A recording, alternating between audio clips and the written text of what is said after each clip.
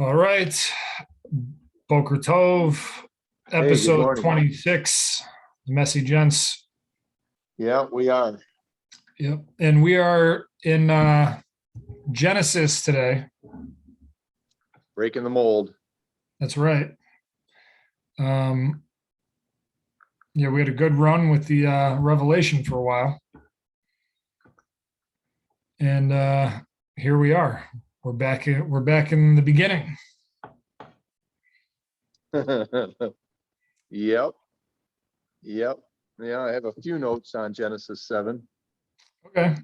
Do you want to read? You want to read all of it or part of it, or this is the the whole flood is culminating now. Yeah, prior to the flood. Yeah, let's read the whole thing. It's not All too right. long. All right. All right. So Genesis chapter 7. Then the Lord said to Noah, "Go into the ark, you and all your household, for I have seen that you are righteous before me in this generation. Take with you 7 pairs of all clean animals, the male and his mate, and a pair of the animals that are not clean, the male and his mate, and 7 pairs of the birds and of the heavens also, male and female, to keep their offspring alive on the face of all the earth. For in 7 days I will send rain on the earth for 40 days and 40 nights. And every living thing that I have made, I will blot out from the face of the ground." And Noah did all that the Lord had commanded him. Noah was 600 years old when the flood of waters came upon the earth. And Noah and his sons and his wife and his sons' wives with them, with him, went to the ark to escape the waters of the flood. Of clean animals and of animals that are not clean, and of birds and of everything that creeps on the ground, 2 and 2, male and female, went into the ark with Noah as God had commanded Noah. And after 7 days, the waters of the flood came upon the earth. In the 600th year of Noah's life, in the second month, on the 17th day of the month, on that day, all the fountains of the great deep burst forth, and the windows of heaven were opened, and rain fell upon the earth 40 days and 40 nights. On the very same day, Noah and his sons, Shem and Ham and Japheth, and Noah's wife, and the 3 wives of his sons, and them entered the ark. They and every beast according to its kind, and all their livestock according to their kinds, and every creeping thing that creeps on the earth according to its kind, and every bird according to its kind, every winged creature. They went into the ark with Noah, 2 and 2 of all flesh, in which there was the breath of life. And those that entered, male and female of all flesh, went in as God had commanded him. And the Lord shut him in. The flood continued 40 days on the earth. The waters increased and bore up the ark and rose high above the earth. The waters prevailed and increased greatly on the earth, and the ark floated on the face of the waters. And the waters prevailed so mightily on the earth that all the high mountains under the whole heaven were covered. The waters prevailed above the mountains, covering them 15 cubits deep. And all the flesh died that moved on the earth, birds, livestock, beasts, all swarming creatures that swarm on the earth, and all mankind. Everything on the dry land and in whose nostrils was the breath of life died. He blotted out every living thing that was on the face of the ground, men and animals and creeping things and birds of the heavens. They were blotted out from the earth. Only Noah was left and those who were with him in the ark. Oops. And the waters prevailed on the earth 150 days. Okay. Pretty it's a great story, it's a sad story all at the same time. I'd be glad to be on that boat. Yeah. Yep. I I guess for anything catch you In the beginning? when you were reading that. Well, yeah, there's a lot, but I think I know where we're going with it. So in the first verse, then the Lord said to Noah, "Go into the ark and all your household, for I have seen that you are righteous before me in this generation." It says generation, not generations. Well, that's one. Okay. Yeah. The other versions have generations, right? And so there again, and this is where we just were talking about using the Living Bible.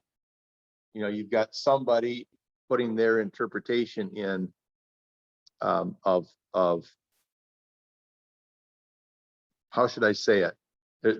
They're trying to make a sentence because there isn't a real sentence there in the original. So they're making a sentence there so we can read it. And that's where the trouble comes in, because are you telling me that this guy was so righteous that God saved him? Or like in the other versions, it says generations, right? So then we come back to his bloodline, which we talked about a long time ago. Was he the only bloodline worth saving? So that's, it's just interesting, isn't it, when reading that, and why it's important to read a good version of the Bible, Right. and read several Bibles. Right. So the one that we've been reading is the ESV. And yeah, like you said, there are some you can read that are just really easy reading, but Yep. the people have taken a lot of liberties there. And this is something I found out that I didn't know until I started exploring it. I don't know how I ended up down the rabbit hole, but just like copyright laws alone. If somebody's going to come out, or a company's going to come out with their version of, a new, whatever translation of the Bible, there has to be at least 10,000 differences in order for them to not be violating copyright law. So one, it's a shame that the Bible is even copywritten, Yes. And now, look, if somebody were to fact check me, maybe I don't have it all correctly, but I do know that there need to be X amount of variations. The number I heard that was 10,000. And so if you understand that, well, then you have to take some liberties on just to change it so you can, Yep. Yeah. So, or to take out works and put in deeds. Right. You know. Yeah, exactly. Right. Those, yeah. And so, but anyway, James White, the guy that I pay a lot of attention to, Yep. has said that the ESV is the closest to the original text. So you would have the original Hebrew, the original Koine Greek, and Yep. I guess there's some Aramaic in there as well. So from what I hear from smart people who talk, that the ESV is the most accurate translation. So, okay, well, so the question is, and which we answered before in our previous sessions, but why? I mean, that's really the question. I mean, you've got a creator that's created all of this life on this earth, right, and now he's deciding to destroy it all, right, and not some of it, and not most of it. He's ready to destroy all of it. And then there's one guy in one family, this Noah. And all right, I'll pull you out of this and we'll start over. So whatever was wrong, it had to be catastrophic. Think about it. What, everybody got a bad attitude, so he decides to wipe them all out. Everybody turned into sinners, so he decided to wipe them all out. Well, then why doesn't he wipe us all out now? And why didn't he keep wiping us out? And really, if now that we have the rest of the Bible, which tells us about being sinful and that everybody is sinful and that we're born with a sin nature, right? Well, then what makes Noah any different than anybody else? See, it can hardly be because he's such a good guy. It just doesn't add up. Because you're telling me he was the only good guy? If you follow the numerical numbers on age of people, Methuselah was still alive when the flood came. So, he was the oldest guy in the world. He wasn't a good guy. Is that what we're to assume? That he wasn't righteous? It's like, you just start looking back at that and you go, there had to be something different about Noah. Had to be something different. And that's where that makes you lean towards his bloodline wasn't ruined. But whatever was going on in the world, it had ruined God's creation to the point where he said, this isn't going to work any longer. That's something. And I have to, it's like on your computers. I mean, when you scrub the whole thing because it's so filled with garbage, so you got to clean the whole thing off. Now let's reprogram it. Let's start over, right? Mm-hmm. There's too much. What do they call it? That comes in your computer. Well, like a virus, spam. Virus. Thank you. Yeah. Thank you. It just left me. Yeah, too much virus in there, and so if we leave it, we can't use it anymore, right? Yep. And that seems to be what it just seems to be. And I don't know the answer for sure, Right. but it seems to me that that's what it was. It was just too much, whatever, that it was unusable. Right. Well, and that's why I guess, going back to the last chapter, Genesis 6, and it talks about, the Nephilim being created. Now, obviously, there's a new bloodline. Yep. And so, and Genetic, that's where, dare I say, genetic manipulation. well, you can, because, and we'll just do this quick for people that might be watching this. In Matthew, and I think it's chapter 24. Okay.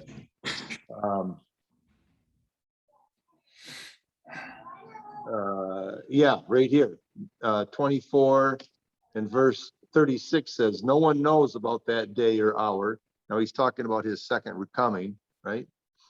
Not even the angels in heaven, nor the Son, but only the Father. And then he says, as it was in the days of Noah, so it will be at the coming of the Son of Man. So we just keep coming back to that. Whatever was going on in the days of Noah, we have in common today. Right. Or if the Lord's coming back soon, or I should say, I guess to say it better would be, when the Lord returns in that day, it will be very similar. So what is the question is then what can we have in common with the days of Noah? Right. That Well, we know that the sinful. earth was totally wicked then, right? Yep. But what does that mean? Well, I guess the question is, when you look back in history, when has man not been totally wicked? Right. We think it's worse now than it's ever been. Really? Right. Just look back at the Dark Ages, and you look back at history. It's awful what mankind has been doing to each other. The killing, and so to me, it just has to be more than sin. It's more than sin. Sin's enough, but it's more. It's what Genesis 6 leads us to is that it's jumping a barrier that God has set up in the spiritual realm. Things are coming over into this realm that aren't supposed to be in this realm. And so is that what we're facing? Is that what's coming down the line for us and our children and our children's children? Is that this barrier, they call it a veil between the two dimensions, is thinning? I've heard people use that description. And is that what's going on? But the point is to keep yourself from being defiled.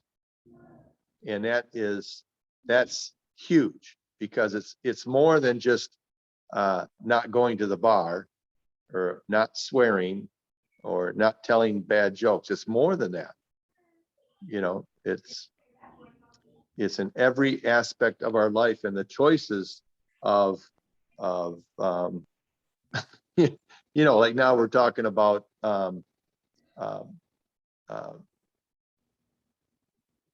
people being hooked up directly to the internet with a chip in their brain. Look at the information that you could pull down. You would know everything. Right. Well, that's pretty tempting. But does God want you to know everything? It comes back all the way back to the Adam and Eve in the garden. What fruit did she eat from? What tree? Mm-hmm. The knowledge, Mm-hmm. right? And that seems to be where mankind is just striving for more and more knowledge. Well, and also striving to, what's interesting, to live forever, increasing life. I mean, to the point though, where it's like, we're not just talking about like, if you're sick and some medicine that might help you or whatever. We're talking about changing your DNA, I guess, to help you live longer, or putting like those, I don't think that they're out yet, but like microscopic, like computers that are like the size of blood cells in your bloodstream, that's always going to monitor you and tell you what's wrong so that you can, whatever. Like the whole gist is like, let's try to, live to be 200 years old and become bionic or cybernetic organisms like the Terminator. Or digitize who you are.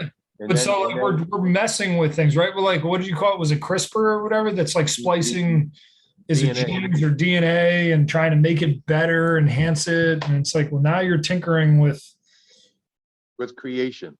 Yeah. So see, and so what's interesting about that is if you have a creator, then he has a design and a plan for it because he created it, right? If it happened by chance in evolution, then there's no creator. Well, then you can do anything you want with it because it's just here by chance anyway. And those really are the 2 points of view. Absolutely. Well, which makes sense and why somebody would try to improve it. Yeah. Because there is no God. It's just all here by chance. So now we have the knowledge, so we can change it and improve it and do what we want with it. Right. Yeah. It's interesting when you say it like that and you come at it from that perspective. I totally understand where they're coming from. Yep. Yeah. And we do such a good job at it. We used to have a flu season, which was like in the winter, when everybody's immune systems were down, there's less vitamin D, and so we had a flu season, and then the summertime you were fine, right? Nobody got the flu in the summer. Well, now we're getting influenza in the summer because we're doing such a good job with our vaccines and whatever else we might be trying to do to combat. We're creating something that it doesn't matter the time of the year. Right. It's like, what? Yeah. So anyway, it's just interesting, our technology and where it takes us. And like you were reading in Proverbs, sometimes our man's wisdom ends up being foolishness. And so that's where we have to be careful. Not that we don't take care of ourselves, not that we don't go to the doctor when we need to, not that there isn't an absolute place for medicine. I mean, you watch some of these movies, people die from simple cuts. Right. Not that long ago, a few hundred years ago, because they had nothing to put on it. Now we just go to our drawer, get out some antibiotic, put it on there. Game over. So here's some, Courtney and I were just talking about, I guess you'll probably know the year. I think it was 1348 or 1349 to like 1351 was the Black Plague. Yep. And it killed half of Europe. Yeah. 1 in 2 died. Yeah, that's something. And it happened as fast as 12 hours. There are records that say, people thought if you looked at somebody who had it wrong, like you could get it because it was happening that fast, dead in 12 hours. Wow. But could you imagine so the other thing they were saying is from that perspective, you would think when everyone's dying around you that we must be at the end. You would think that, Yeah, so, absolutely. Yeah, isn't that something? Yeah. Yeah, I know it. And we make a big deal out of some kind of flu virus. Yeah. It blows my mind. Yeah, there's something else at play here. Yeah, there is. And time, everything will show up in time. And so anyway, it's just about it's just about being careful with your life. It's after all, it's your life, Mhm. and we have to be careful with that. But let's go on. Yep. So that was So- all. That was all verse 1. We're never getting through this chapter. Well, maybe we'll read just a couple more verses and then we'll quit today. Sure, we'll wrap it up at 4. We have to keep it kind of short. So Yeah. So verse 2. Yeah. Take with you 7 pairs of all clean animals and the male and his mate, and a pair of the animals that are not clean, the male and his mate. So I really want to point that out. So everybody thinks, if you ask them, who went on the ark? How'd they go on? Well, 2 by 2. It's not what it says. It says they went on in 7s. Right. 7 pair. Right. Yeah, that's really interesting because 2 is good. Just, I guess, not enough. Well, but why? It's because, see what he says here? In the verse 2, and a pair of the animals that are not clean.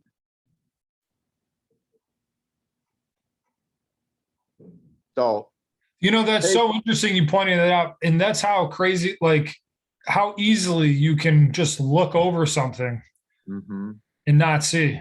But I didn't even catch that. So here we are.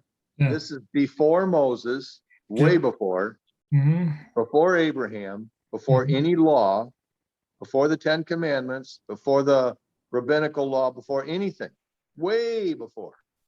And they already have a law on clean and unclean animals, on what to eat and what not to eat. Right. So according to this, I can tell you for a certainty there were only 2 pigs on the ark, 1 male and 1 female. Right. But there were 7 lambs and there were 7 goats. I know that for sure because they're clean. Right? So they already had given them this knowledge that there were things you eat and there's things you don't eat. Right? And like the example, because that I've used, and this because I've used it quite a bit, but because people really get upset when I try to show them that the Bible tells you not to eat pig, and they're just blow up at court. God says in the New Testament we can eat anything. Okay, well then go out and I've got some poison ivy out here. You're a vegetarian? Well, let's cook up some poison ivy right along with your whatever other green thing you're eating, because you can eat anything. Well, that's ridiculous. That's my point. You don't eat every plant because some aren't good for you. Well, it's the same way with meat. You don't eat every piece of meat because some are not good for you. That's all the Bible's trying to say. But it still doesn't matter. I like bacon. Yeah. Right? No, I hear you. Yeah. Joe Amaral, he's a guy who he interviewed me on that TV show 100 Huntley Street, and we've stayed in touch. And he's written a few books, and he's a great guy. He knows so much. Anyway, he's very much getting back to our Hebraic roots as Christians, right? So very much on the same wavelength as us. And I saw him give this, I don't know if it was a lecture or whatever, but yeah, I guess you call it a lecture. He was in front of an audience and he was talking about this exact thing. And he made an amazing analogy to, maybe I can put a link to that video in the description of this video. Yeah, because it's too long for me to unpack, but it's just like, he just gives a great demonstration on why we're not supposed to eat these things, I mean, you could just boil it down because God says don't do it, but yeah, there are reasons why, and we understand that more now because of the science that we have today. Right. But back in the day, they just simply obeyed. Right. Right. Don't eat it. Okay, no problem. Yeah. Well, for some, others just did it anyway. Yeah. Yep. So how are we doing on time? 8:51. So why don't we finish then verse 4? Okay, so, well, verse 3, and 7 pairs of the birds and of the heavens also, male and female, to keep their offspring alive on the face of all the earth. So that's interesting. So people weren't then, I guess he wasn't worried about what, I mean, because we're not supposed to eat those birds, right? Yeah, Or they're considered clean because there's 7 pairs of those. Yeah, there's birds that you can eat. But it didn't get into saying whether they were clean or not there. So Right. I guess we should assume that they're clean. Well, no, well, yeah, that's a good question, because there are birds that are unclean, like an eagle. You know, we find, um, yeah, we find in later in the book, when God spells out the law, it's more defined. You know, we don't really get any definition here, really. All we're really getting a clue of is that they knew there were things they should eat. I should say here, let me say it differently. We knew that there were clean and unclean animals. Mhm. I mean, that's what we knew. Right. That concept was already taught to them and they understood it. So, and this is back in the, this is back even before the flood. There was clean and unclean, right? So, so it's nothing new, I guess is what I'm trying to say. And think about it. If you're a creator, and maybe we'll end here. If you're creating something and you got this beautiful thing going, but you need a cleanup system, you need to automatically build in a cleanup system, right? So that this thing can stay running and stay functional. Otherwise, the garbage is going to keep building up. Bingo. So you've got garbage cleaners, right? That's exactly what Joe was talking about in that video. Okay, well, you don't plan on your creation eating the garbage cleaners. They just have a job. Right. And it's part of this whole system that's huge. Right. So anyway, just things to think about. Yeah. And a good place to quit. Well, let's just read this last one. For in 7 days I will send rain on the earth for 40 days and 40 nights, and every living thing that I've made. Yeah, that's too much to unpack in this 2 minutes. So we'll end at verse 3. All right. So according to this, then we should have 8 parts. We'll do 3 verses each. It's 24 verses. Maybe next week I'll get up in time. Yeah, it's all good. Hey, good luck with your call. I'll talk to you later. All right, man. Good seeing you. All right, you too. Bye.